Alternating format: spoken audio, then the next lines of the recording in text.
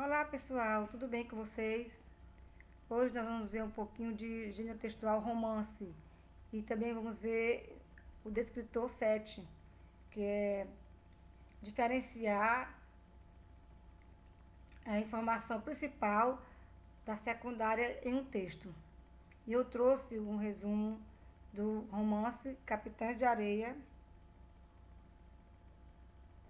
de Jorge Amado. Vamos ver lá? Eu trouxe primeiro o resumo histórico, vamos ver, né? O contexto histórico do romance Capitães de Areia foi escrito por Jorge Amado em meio a um contexto político, sociopolítico marcado pelo duro governo de Getúlio Vargas, o chamado Estado Novo. Tensão, perseguições e prisões eram constantes durante o período. Com a publicação oficial em 1937, exemplares do livro chegaram a ser queimados em locais públicos, dando tom do clima político. Jorge Amado foi membro do Partido Comunista Brasileiro, deixando muito claras as suas visões políticas ao longo de seus romances. Capitães de Areia é uma narrativa de teor comunista declarado, na qual Jorge Amado denuncia, em sua percepção, os males de uma sociedade que, sendo marcada pela lógica capitalista, vira as costas para aqueles menos afortunados. Há uma tentativa de conscientização por parte do autor em relação ao leitor. A obra, que por ponto de vista literário narra as aventuras de meninos de rua lutando pela sobrevivência, pelo viés sociológico, escancara feridas de um sistema econômico, político, social problemático. Tais denúncias não passariam despercebidas aos olhos rígidos do Estado Novo. Agora vamos ver um pouquinho do resumo do romance, né? Ali foi o resumo histórico, vamos ver o resumo do romance agora. Capitães de Areia é o nome de um grupo de meninos de rua que circulam pelas ruas de Salvador, na Bahia. Sendo todos eles menores de idade, têm as suas vidas marcadas, de maneira geral, por desventuras familiares, as quais resultam sempre na entrada de cada um para o grupo, que é formado por mais de 100 garotos, de início apenas meninos. Ao longo da narrativa, algumas histórias particulares ganham as páginas, ao passo que as narrativas individuais são somadas, as histórias do bando, assim são chamados por parte da comunidade soteropolitana, também ganham o corpo. Os garotos sobrevivem basicamente a partir de furtos que cometem na cidade. Após cada dia, retornam para o lugar onde vive, o trapiche, um grande galpão abandonado que fica próximo à praia. Traçando o perfil de alguns membros, é possível notar que cada um tem uma função específica dentro do grupo. As funções se associam sempre às características físicas ou psicológicas dos garotos. Pedro Bala é o líder do bando, menino ágil, com um forte senso de justiça, órfão desde que se conhece como pessoa. Bala sabe sobre o passado de seu pai, um líder operário assassinado durante uma greve. A informação é trazida por João de Adamo, organizador de greves, que apresenta a Bala os ideais das lutas dos trabalhadores. Professor é o braço direito de Bala, no comando do grupo. É marcado pela inteligência, pelo gosto da leitura. Era o único do bando que sabia ler, e talentoso artístico.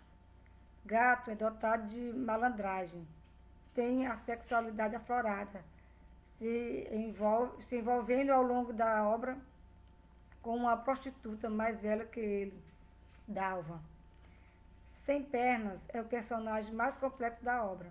Seus conflitos internos são demasiadamente mais profundos que os dos demais. O apelido remete a uma deficiência física. Volta Seca é a representação da cultura sertaneja.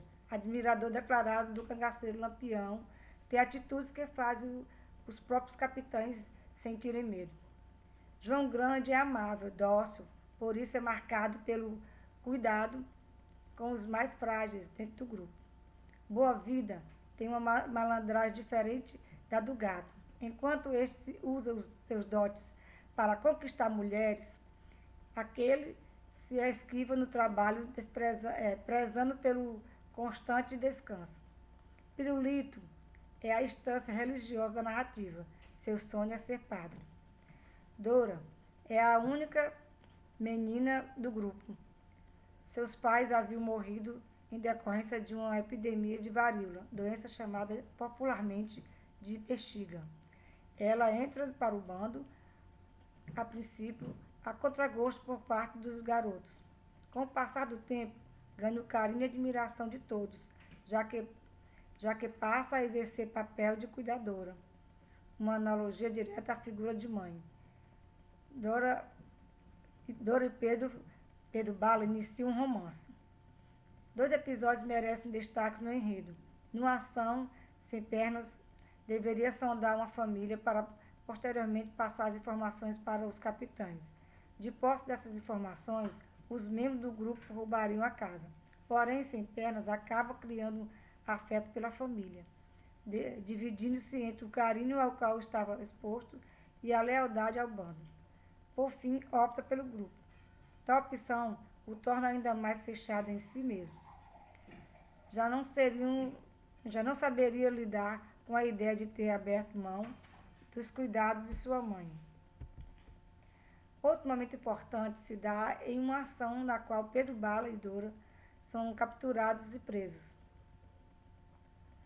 Ele é encaminhado a um reformatório onde é submetido à violência física e psicológica e ela levada a um orfanato.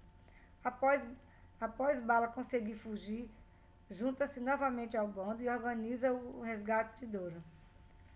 O plano funciona, mas a menina já estava muito doente. Ela morre, vítima de uma intensa febre. Sua morte se associa diretamente à mudança vivida pelos capitães. A narrativa se encerra com a narração do desfecho dos principais membros do bando. O professor consegue ir para o Rio de Janeiro e passa a viver como artista. Pirulito entra em uma ordem religiosa.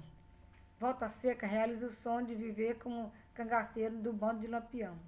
João Grande segue a vida como marinheiro. Sem pernas, para não ser pego pela polícia, se suicida atirando-se do elevador Lacerda. Por fim, Pedro Bala abandona o grupo. Decide seguir os passos do pai, tornando-se um dos principais líderes grevistas da época. E é isso. Esse resumo, gente, do romance Capitães de Areia, de Jorge Amado, centra informações do protagonista. E é evidente que o romance traz vários personagens que sendo entrelaçados, o resumo tem uma característica de ressaltar as ideias principais de um determinado assunto ou um determinado tema. O que é importante é você fixar que um texto, seja ele argumentativo ou de base narrativa, traz o entrelaçamento de ideias principais, ideias tópicas e ideias acessórias, que são as ideias secundárias. As ideias secundárias ampliam esse aspecto do texto ampliam o foco do texto. E é isso, gente. Isso é diferenciar as ideias principais das secundárias. Isso aí, o que nós vimos hoje foi o Descritor 7. Eu vou deixar para vocês as atividades. Vou deixar para vocês a atividade aí para vocês fazerem, tirarem a foto e devolverem para eu ver no meu privado, ok?